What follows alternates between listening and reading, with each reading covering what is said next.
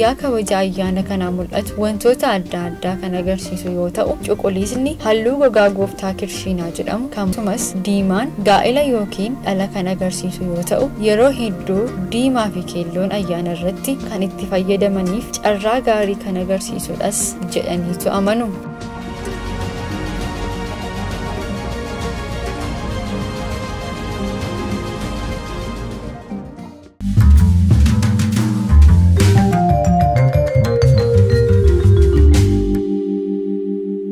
Oduu bu'aartii arraatiin yaadaan gara Ardeeshaatti malee uumama dinqii hoolaa bosonaa tokko isin daawwachiifna. Hoolaan bosonaa harreedhaan walqixaa nuun jedha oduun keenya. Maqaan isaa Argil jedhama.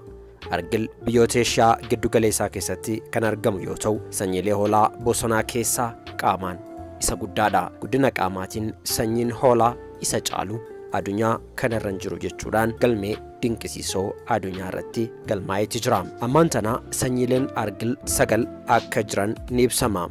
Sanyiileen hunduu yoo kunuunsi addaa godhameef malee dachee tanarraas dhabamuuf deemaa jira jedhama. Dheerinni Argilii lafarraa haga ceekuutti seentimeetira 85 hanga meetira 1.35 ta'a. Dagleen qoffee irraa kaasee hanga eegeesaa qaamaan meetira 1.36 amma meetira 2 dheerata. Sanyiileen hundaa biratti garaagarummaa ulfaatinaa ni jira. Sanyiileen xixiqqaan jedhaman hanga kiloogiraama 58 ulfaatu. Inni guddaan ammoo hanga kiloogiraama 160 ulfaachuus danda'a. Bifti rifeensaa gogaa Argilii garaagarummaas qaba. Sanyii gariin bifa gara keellootti dhiyaatu kan qabu yoo ta'u gariin ammoo magaala ifaa yookiin light brown kan jedhamu qabu. Kanneen umuriin dullooman ammoo rifeensa dabalataa kan dheeratu biqiluu ofirraati qabu. Akkasumas yeroo qabbanaatti rifeensa dabalataas ni biqilchu. Fuulli sanyiilee hundumtuu rifeensa adii heddummaataa ta'e ofirraa qaba. Qaamni isaanii kaan gara jalaa jiru kottee dabalatee rifeensa adiidhaan uwwifamaadha. Gaafni kormaa haalaan dheeraadha. Gaafni sanyiilee kormaa gariin hanga meetira 2 dheerachuuti danda'a. Gaafni kun waan maramuuf malee dheerinni qaama isaa ni caalas jedhamuudhaan tilmaamama.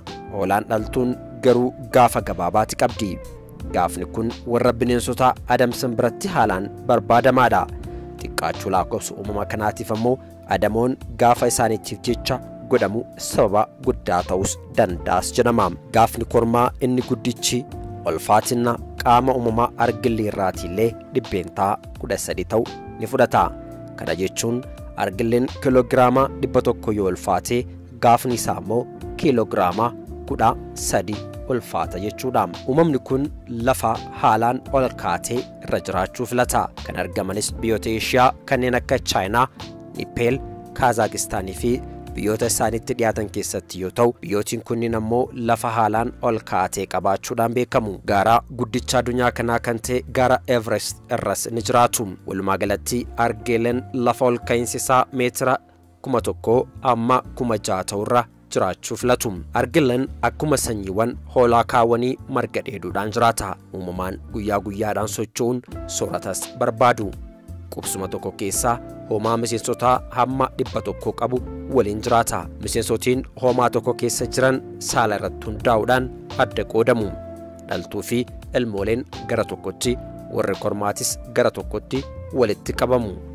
Hoomaan uumamaa kana yeroo hundumaa wal faana deema.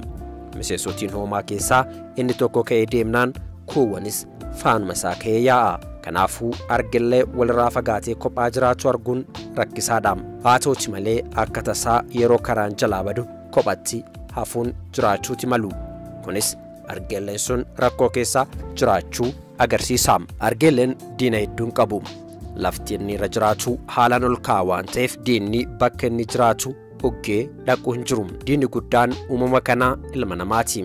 Ilmi namaa gaafa isaa dheeraa fi ulfaataa sana gurgurachuuf jecha uumama kana adamsa. Lakkoofsi uumama kanaatis sababa bineensa biraatiin osoo hin taane sababa adamoo gaafaaf jecha godhamuun hirrachaa jiraachuusaa galmee dinqisiisoon kun balbaloomseetu jira.